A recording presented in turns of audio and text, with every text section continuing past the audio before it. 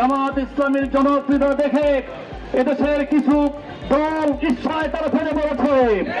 Peer পদ্ধতিতে আগামী নির্বাচন দিতে হবে। হত্যা করেছে, এই হত্যার আমরা সুষ্ঠু বিচার চাই।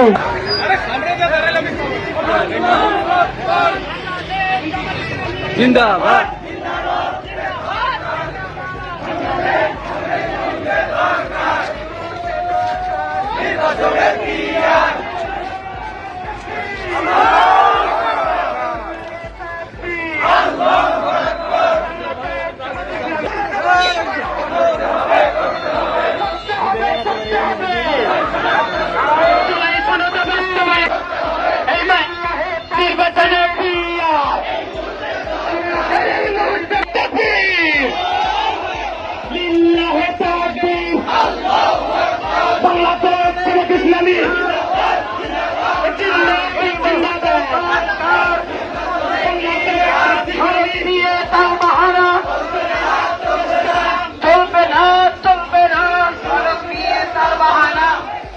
তোমার আমার অঙ্গীকার পূর্ণ করবে পিয়ার।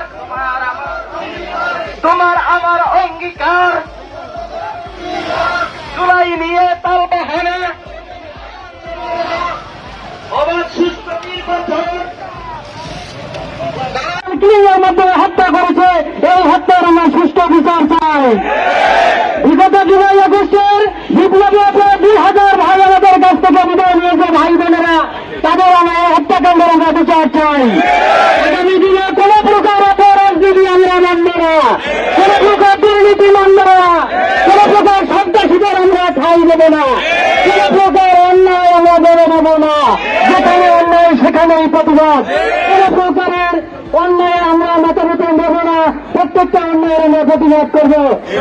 আপনাদের সামনে জামাত ইসলামীর জনপ্রিয়তা দেখে এদেশের কিছু দল ইচ্ছায় তারা ফেলে পড়েছে।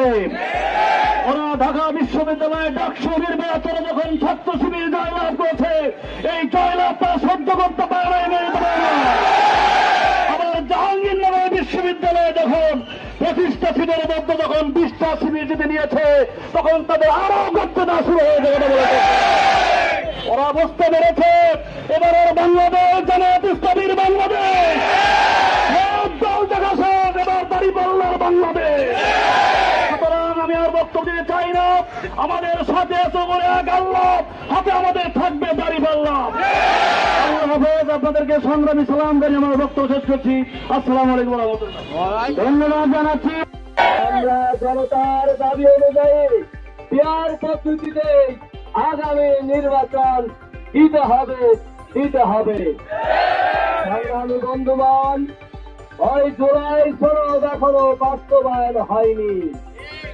আজকে জুলাই সনদ অনুযায়ী আমাদের আগামী নির্বাচনের ব্যবস্থা করতে হবে। ওই ফ্যাসিস্ট আমলে খুনিদের এখনো বিচার হয়নি, খুনিদের বিচার করতে হবে। খুনিদের দূষণ ওই জাতীয় পার্টি কুলাঙ্গারদেরকে বহিষ্কার করতে হবে, তাদের রাজনীতি নিষিদ্ধ করতে হবে। কারণ তারা যদি ওই ফ্যাসিস্টদেরকে সহযোগিতা না করত, তাহলে তারা দীর্ঘ 16 বছর এই অপশাসন এই দেশে চালাতে পারত না। আমরা অবিলম্বে ওই স্বৈরাচারের দূষণ জাতীয় পার্টিকে নিষিদ্ধ করার জন্য দাবি জানাচ্ছি। সংগ্রামী বন্ধুগণ, আমি পরিশেষে আজকের